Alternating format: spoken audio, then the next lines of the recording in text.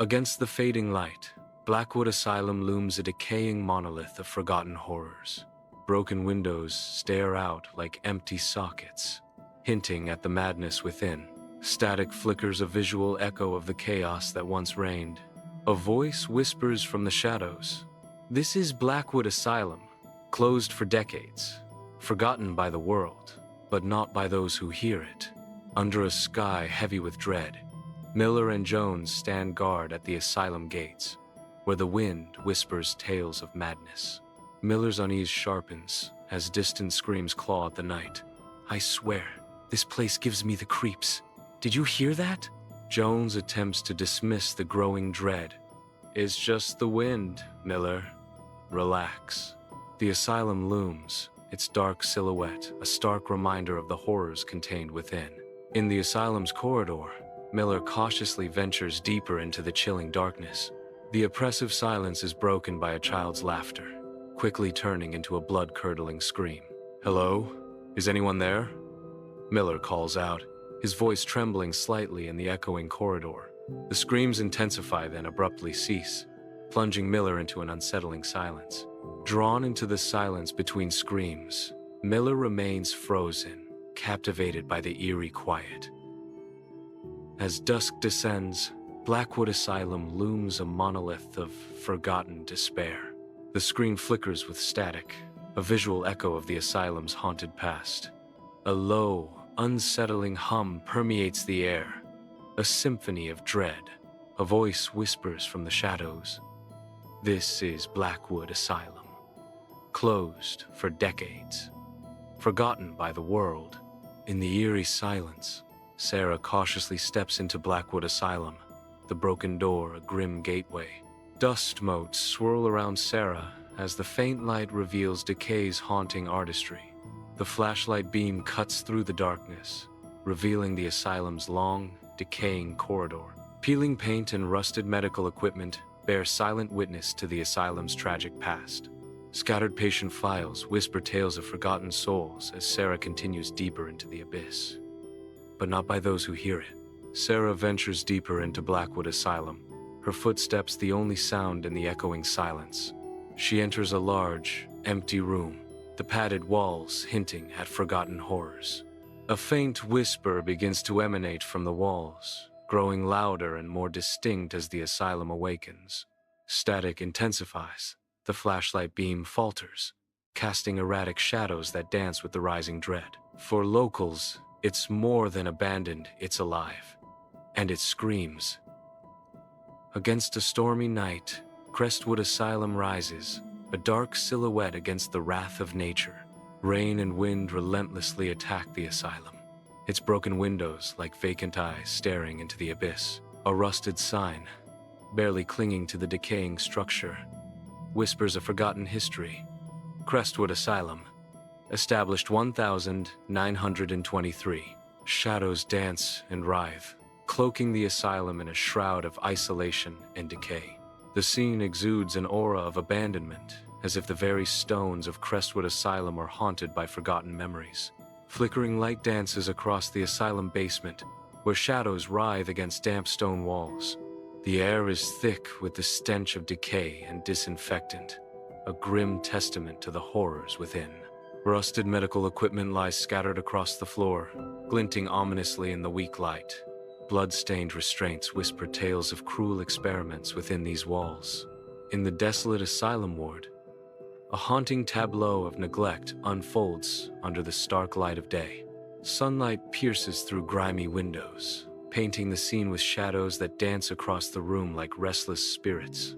Silence blankets the ward, broken only by the mournful creaks of the decaying structure and the distant whispers of the wind. Every corner whispers tales of abandonment, of lives once lived within these walls, now echoing only in memory. The ward stands as a somber testament to the asylum's past, its lingering presence a chilling reminder of forgotten souls. Against the inky sky, the abandoned asylum looms, a monument to forgotten stories and lurking shadows. Through the oppressive darkness, Miller and Jones cautiously approach, their flashlights the only beacons in a sea of uncertainty. The crunch of gravel breaks the eerie silence, each step echoing the weight of their grim task.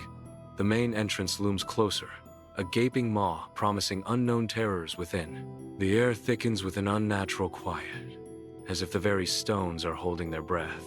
Each step forward is a descent into the heart of dread, where the past refuses to stay buried. In the asylum's decaying hallway, Miller and Jones move cautiously, their flashlights cutting through the oppressive darkness. Paint peels and shadows dance, revealing rows of empty cells, a stark reminder of forgotten souls. Jones speaks, his voice tinged with unease. "Bet they didn't pay us enough for this." A chilling scream pierces the silence, echoing from the depths of the asylum. Miller, startled, his voice barely a whisper. "What was that?" Both guards freeze, flashlights trembling, the scream reverberating in their minds. In the oppressive silence of the asylum's cell block, Miller patrols alone, the sound of dripping water amplifying the dread. His flashlight beam dances across rusted beds and graffiti-covered walls, each cell a silent testament to forgotten suffering. An inexplicable cold emanates from one cell, a chilling omen that stops Miller in his tracks. A blood-curdling scream erupts, inches from his ear, shattering the silence and plunging Miller into sheer terror. In the unsettling silence that follows, Miller scrambles to retrieve his dropped flashlight, his heart pounding with dread. The team steps into the decaying main hall of Penhurst Asylum. Sarah adjusts her camera, preparing to document the paranormal. Mark meticulously checks his recorder, ensuring every wire is connected. Anna rolls her eyes, her skepticism palpable even in the dim light. Flashlights cut through the oppressive darkness, revealing the decay. Sarah's voice breaks the silence. "All right, team. Standard procedure. Cameras rolling, audio recording. Let's see if Penhurst has any stories to tell." In the heart of Penhurst Asylum, the patient ward exhales the scent of decay and forgotten anguish. Mark, brow furrowed in intense focus, intently monitors the audio levels, seeking to capture the faint echoes of the past. A chilling whisper emerges from the recorder, an answer to a question unspoken, as the temperature plummets, wrapping the room in an icy dread. The ward is plunged into chaos as a door at the end of the hallway slams shut with explosive force, shattering the silence and leaving the team in stunned silence. "Okay, that's unsettling." Sarah steps into the isolation room, the oppressive cold instantly palpable. She sets up her camera with deliberate movements, attempting to maintain focus amidst the asylum's haunting atmosphere.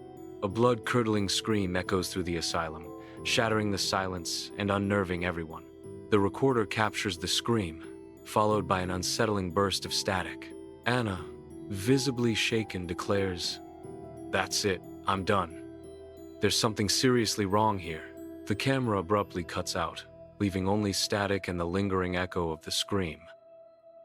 Against the stormy night sky, Havenwood Asylum looms, a silhouette of dread and despair.